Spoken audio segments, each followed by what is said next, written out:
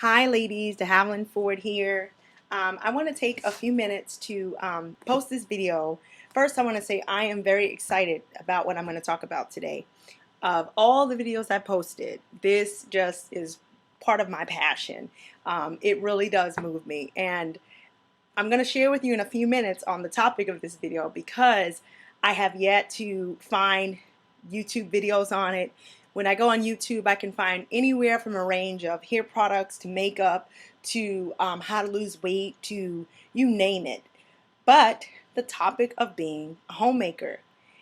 People say, that's for the 60s, that's for the 1960s, that's for back in the day, people now, you got to get up, you got to go to work. And that is a very real reality for so many. But there's another reality, and that is working as a mom every day, being in the home. And I want to hit it from the angle of those who are single moms, stay-at-home moms, who are, new moms, new wives, and are saying, okay, I didn't have my mom and dad to show me how to do this. I didn't have that many examples. I'm just thrown into this, and now I have to learn how to do it. Let me tell you, be at peace. God will help you. The Lord has been really good to me. I remember being single for 13 years and as a single missionary traveling, living in huts in Africa to, having houses with 5 girls and eating McDonald's for dinner. How many of you know about that? And then suddenly you're thrust into raising a family. And you go, oh my God, I don't even know how to cook. But God has put it in every single woman, that cry for her creation role, to be a homemaker, to create an atmosphere. My husband often talks about atmospheres, climates, and you set the atmosphere of your home. You really do. If your husband comes home and the place stinks and it's a mess, well, he might just feel that way. But after working a long, hard day, you want to create an atmosphere. So I want to talk to women who are saying, you know what, maybe I'm not married, but I have children. And I live in a tiny apartment.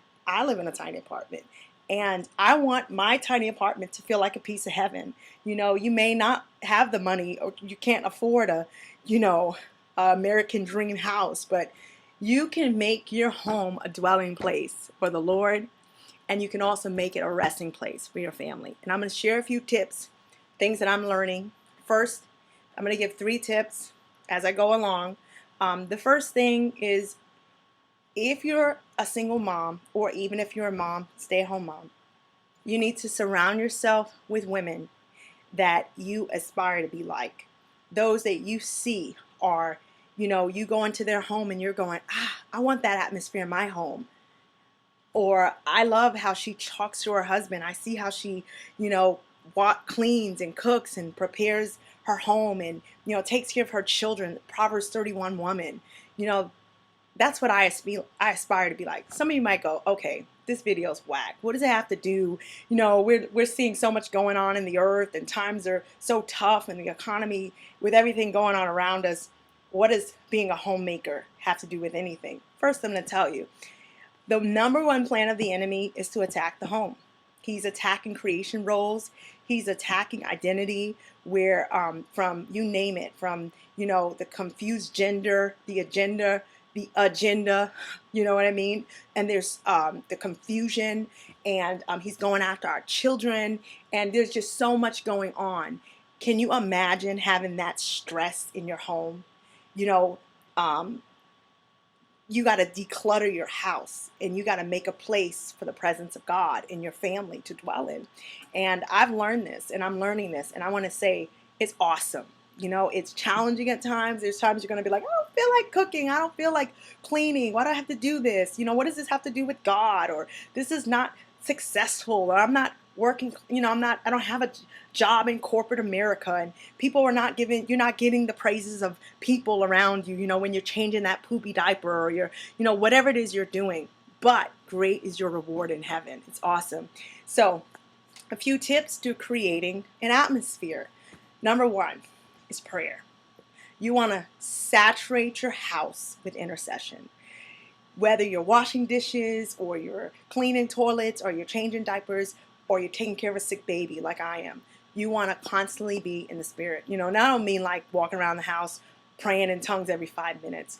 I mean just in your heart meditating on the Lord and knowing that without him you can't do it, and putting him first, you know, through prayer. Um, that's the number one tip, is to really pray. And also worship is another thing. Pray and worship.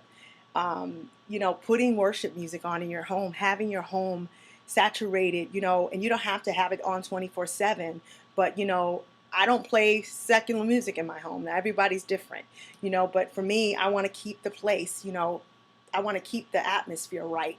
And the word, having the word of God in your home.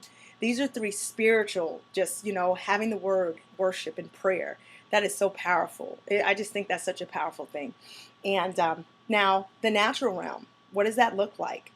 You know, there's times, yes, do I get to clean up the apartment every day? No, you know, but I try to strive to perfection. So you wanna really, you want to pray and you want to create a spiritual atmosphere, but you also a natural atmosphere. So here's just a few tips, you know, that I found really helps. And if you are married and your husband's at work all day and you're at home, you want to clean your house. You want to keep your house together. You want to keep, even if you have a small baby, you want to try to pick up their toys and keep everything tidy. And there'll be days you just can't do that, and I'm guilty. But you want to strive as much as you can to create that atmosphere. There's something about people, you know, they used to say godliness is next to cleanliness growing up, and it is true. Um, Now, just so you know, creating an atmosphere that's clean. You know, there's something about clean. When you come into a clean atmosphere, you just feel stress just leaving your body. You know, at least I do. So, also smells are important. You know, I know that sounds crazy, but smells can bring either calm you or, you know, cause you to stress out. So, here's a few things. You know. Things that you want to do just to get the smell in your home to be a smell of, you know, the peace. Some people use anointing oil. I happen to have lavender oil. It's very calming, and you can get this at any, well, actually not any store because you can't find it at Walmart. But if there's Sprouts, which is very inexpensive at Sprouts, and if you can't do lavender oil, I know this one here was pretty pricey. I bought this at Kroger. It was kind of like a treat to myself. But if you're saying, you know what, I can't afford that, the $12 is just too much, I can use that money for something else, then you don't even need to use this. You can take, you know, you can just take a pot of water on your stove, and you can use fresh cinnamon. You can use mint leaves, you know, things that are plain. You don't have to actually use this, or you can buy lavender flowers. So there's many ways. There's certain sprays you can use, chill pill, kind of help, you know, the person relax. This is really cool. But again, these are just little things that I use just to come in home and go, oh, I'm home, you know. And I think that's going to be important as things get crazier and crazier in the earth. Having a home that's full of peace, and these little natural things help. And you could find, you know, some people like, you know, like to just put flowers around the home. If you can't afford these things, you can go and buy, you know, a $5 thing at Walmart of flowers. It doesn't matter where you live. You know, you don't have to live in a big house or a mansion. You can live in an inner city apartment or whatever that is. You keep the house clean, and if you can't afford any of those things, you can just buy a nice little cheap candle. It makes all the difference. You can get that from Walmart for like $3. Actually, I prefer to do the $3 candle than all this other stuff. I actually bought that because I was detoxing, and that was just a good way. So these are some of the things. Keeping your home a place of peace, you know, and a place that, you know, when you'd say, that's where I want to raise, I'm comfortable raising my kids there. Okay, so that's cool. Now I want to talk about cooking. That was pretty cool, cooking. Meals that you can make that last long if you don't have a lot of money and you're saying, I just can't afford to shop at Whole Foods. I can't afford to shop at, you know, Trader Joe's, all these stores. And sometimes that don't cater to, you might feel doesn't cater to certain people. And there is some truth to that. But I want to tell you, you can eat healthy and still inexpensive. There's stores like Aldi's where, you know, you can get all the produce in the world. You can get organic eggs. Did you know that at Aldi's for $1.79? And I have yet to go over there, but that's a tip. You need to get to Aldi's and you can get organic eggs. You know, Sprouts is another store. You know, I spend $60 to $100 at Sprouts. My goal is to spend $60 to $100 a week at Sprouts. And then you can get an all natural, farm fresh, you know, packs of chicken like this. And what, like tonight, this is what I'm making. I'm going to make this, and you take this little bad boy. You can put some olive oil. Olive oil is really good. And you can buy olive oil if you can't afford to get this at, you know, your regular grocery store. You can go to Big Lots. It's $5. Actually, no, I'm sorry. It's $3.49 for olive oil at Big Lots. And you can, this little chicken here, sorry, this little chicken here cost me $5.75, but I bought this same chicken for $4 at Sprouts. And this is what I'm making for dinner. So right there, it's an $8. And you can also do with that, you know, I chop up some potatoes, and you can get fresh lemons, which is pretty cheap, 10 cents for lemons at all these potatoes, carrots, you know, you can get a bag. Sorry about that. You can get a bag of carrots. That's pretty tacky, but that's okay. You can get a bag of carrots to throw in there, fresh garlic and onion. And this meal right here, if you were to add it all up, if you were to add this entire meal, this meal is less. It can be less than $10, $11 the most, and that's a meal. And you can cause that to last for 3 days. So that's pretty exciting. So you want to create an atmosphere. You want to have your home filled with the presence of God. You want to keep it clean. You know, you want to have your meals prepared maybe in a week in advance. You know, some people, there's this big, you know, I want to eat organically, but I can't afford it. Let me tell you something. Nutrition is very important, yes, and I understand that. But start where you're at. You know, start slowly replacing things. Like, you know, instead of peanut butter, you can buy almond butter. You know, instead of milk, you can get almond milk, which is actually $2.88 at Walmart. And so there are ways to make small changes. It's just, it starts with you in your heart saying, you know what, yes. And I have a real passion for the inner cities, and because I grew up in the Bronx, and you know, I had a really incredible, I mean, in the sense when I say incredible, I grew up with structure. I grew up doing, you know, making up my bed with hospital folds, and the house was always clean. Dinners were always prepared. It wasn't the best, you know, environment in terms of emotional, but God came in and healed me. But I did learn a lot, and so I'm very thankful for that.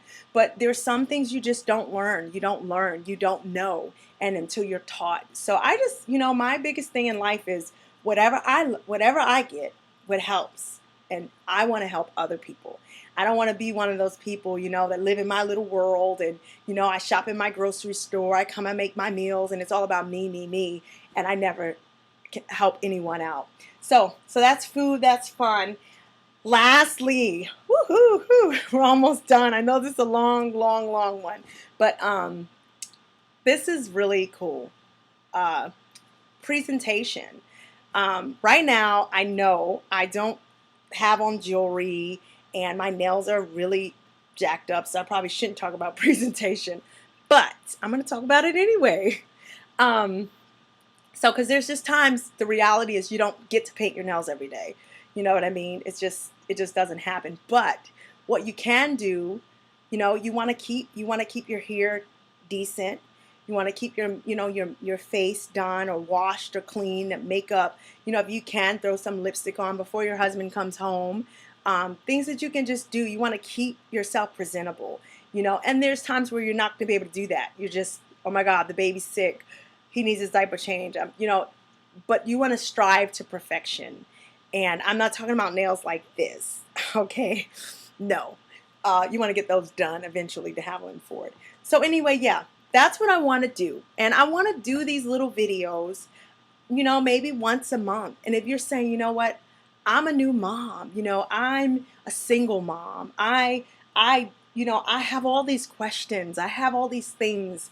God wants to help answer that. And so I would love to serve you guys any way I can. If this video has blessed you and you're saying, you know what, I want to learn more about being a homemaker and a revivalist, because some people think you can't be a homemaker and revival. I've stood on many platforms, big platforms in front of thousands of people. I lived in the dumps of, I not lived, but I visited, the nations, and I've seen miracle signs and wonders. But can you imagine taking all that power of God and bringing it into everyday home life? What would that do to our society? We would definitely see a move of God. Thank you so much. Enjoy.